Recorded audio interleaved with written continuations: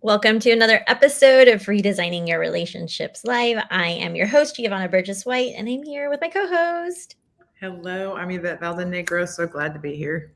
Oh, welcome to another week. For those of you guys watching us for the first time, welcome. We go live every single Wednesday, and then we have a new podcast every single Friday, anywhere you listen to podcasts. So if you want to watch us, listen to us, we're available for you. And as you know, this podcast is everything on relationships. So let us know what you want to hear about. If you want any guests that you want us to bring on, we'd be more than happy to. And today we're coming on to talk about the D word. Get your mind out of the gutter. Not that. Yikes. Mind out of the gutter. Your mind is in the gutter. Well, I'm talking about our listeners and our viewers. So yes, there's many D words, but the one that we're talking about today is divorce. And that no one wants to talk about.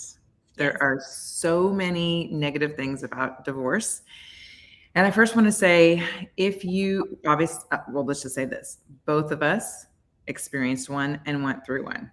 If anyone's ever interested in hearing the story, the transformation, what we went through, there are definitely two different podcasts that we both did where we really just interviewed each other and just shared our story. So if someone wants to go deeper into our background, definitely welcome you to go back and listen.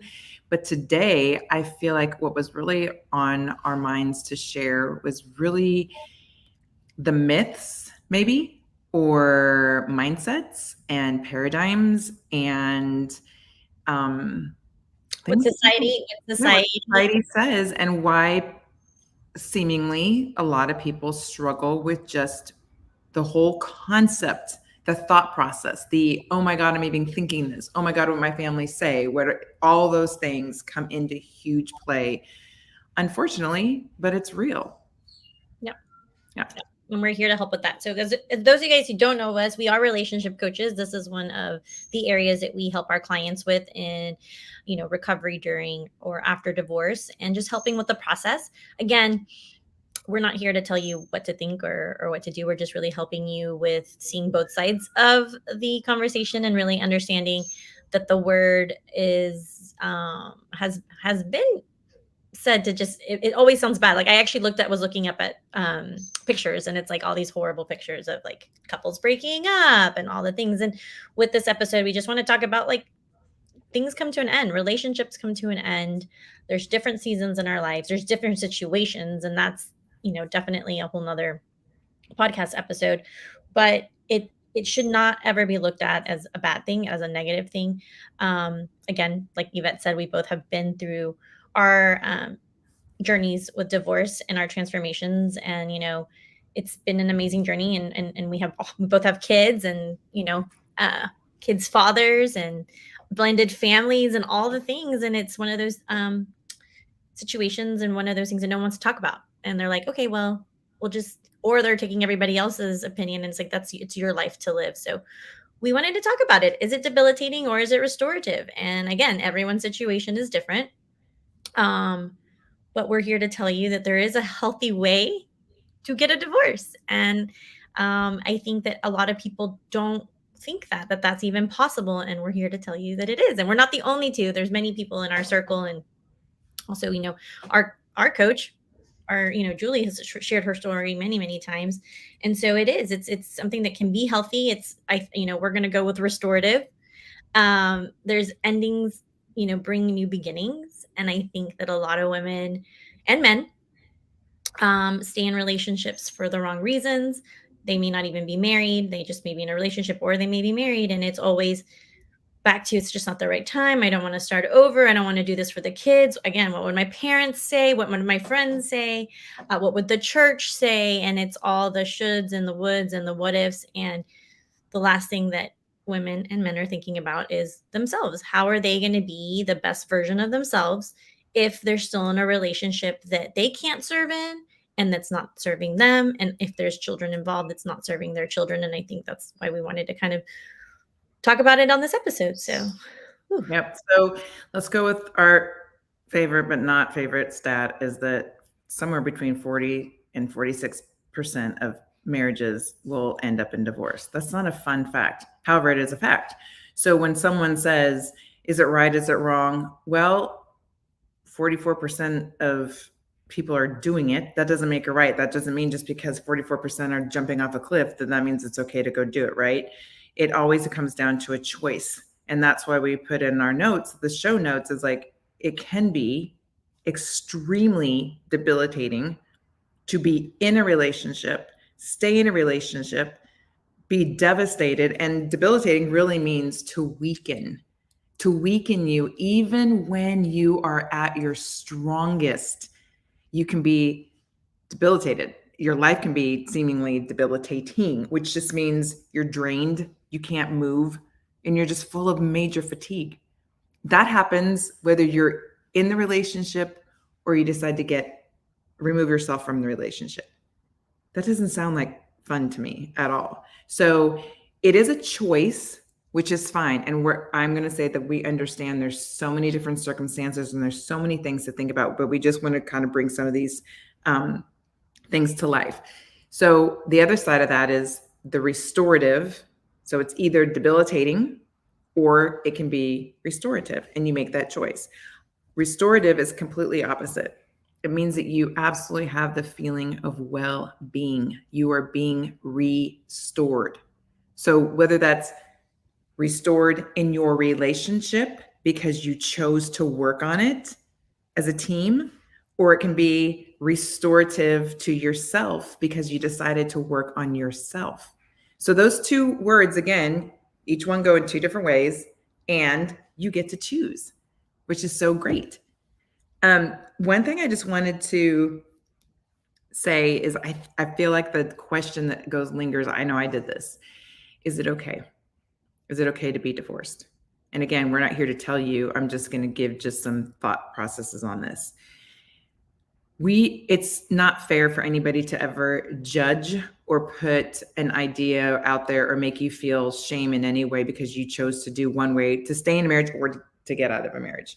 It's no one's business, but two, that personal right and wrong is your reality, because what might be right for one person might not work for the other person. Same thing we always say. You can have a car accident and have 10 witnesses, but when the policeman gets there to give the statements, he's going to get 10 different statements of the exact accident. That doesn't make statement number one completely different or not or obsolete compared to statement number 10.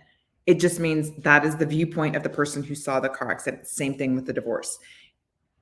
It's your viewpoint on what it is. But I will say this. I think that for a lot of people, when that religion comes into fact, as far as, is it okay for me religiously to get divorced? Here's a fun fact. In American culture, our Christian culture, we all know what the Bible, we're taught what the Bible says, but the Bible is not black and white about divorce, because it actually gives examples of it's okay to divorce, right? But when you take religions as a whole, there are, is it Eastern or West? Eastern Orthodox churches out there, Protestant churches, who actually say it's okay. They understand it's a fact of life and it is a reality of life. So again, when looking at something, you can literally justify, well, let me go find this person who said it was okay. Let me find this person who said it was not okay. When it all is said and done, it goes back to your personal choice of what you think is 100% best for you, first and foremost, your family, your relationship with your partner, and you go from there. And not just in the moment, because we both know that it's so easy just to look at the circumstances right now. Well, what about? Because fear comes in, doubt comes in, you wonder about the future. There's so many things. The unknowns are unreal when it comes to divorce. We understand that. And that kind of clouds, I think, our thought processes of moving forward, because it's okay to move. Listen, there's unknown moving forward, staying in marriage. You're not guaranteed. You have no idea what's going to happen the next day, right? There's an unknown that comes with deciding you're going to be in a divorce. It goes both ways. And again, it's a choice. Do you want to feel like you're in a debilitating relationship, or do you want to feel like you're being restored? And there's ways of doing both. And I think that's what's so great about what we do. First and foremost, it's someone's choice to decide. And then we help them through that entire process so that they know they're not alone. And we give them the roadmap and we help them get the results and the desires that they want. Yeah. And I think you said a lot of great things. And I want to go back to the choice is yours. Like we hear it all the time. And if you're we can help you redesign your marriage and be that woman that you want to be in that marriage, or we can help you with, recovery during or after divorce. They're both going to be the same amount of work, the same amount of time. Everyone's timeline is different, but they both have the same common denominator. It's you. Who do you want to be in that relationship? Who do you want to be for yourself? And then everybody else comes to play, because the thing is like, oh, well, what about the kids? Great example. What about the kids? Do you want to be in a relationship that's debilitating, that your children are going to see you in for the rest of their, young adult life? Then they're going to go into a relationship thinking that that's the way. Or scenario B, do you want to be in a restorative relationship where your children get to see you happy with a purpose, living their life, so that when they go and have their relationships, that should be it. And that can be in a marriage or not in a marriage. That's the great thing about this episode. We're not saying go get divorced.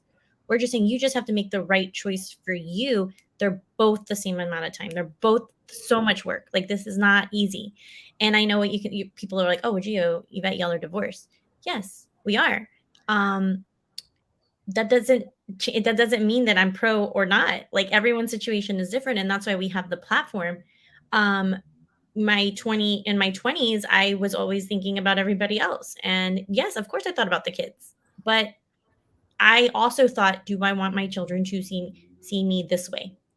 Because I wasn't feeling myself. I wasn't even myself because I didn't know who that was. I never gave myself time. And that's a crazy situation. Like, people ask all the time. There was nothing wrong with my relationship. I just couldn't be her. I couldn't be that person. I didn't know who that was. And I wasn't going to bring another person in my relationship down, just like he couldn't be him. 11, 12 years later, we're two completely different people living our lives in happy marriages. And it's like, how is that unhealthy? That's restorative. And the children, all of our children, get to see two parents that are thriving and living their life. And they know that's how a relationship should be, versus the men and the women who are like, well, again, the shoulds and society, and I don't want to have that label. It's 2022. And we go back, you can look at COVID at one of two ways, but I mean, it taught us a lot. We have to live this life. We have to live this life for ourselves, because we are leading by example. What example do you want to leave? Debilitating or restorative? And that's with any relationship, not just with marriage. Mm-hmm. So I think it's important for anyone that's listening, anyone that's, you're lost. It's a very confusing place to be in. You do feel alone.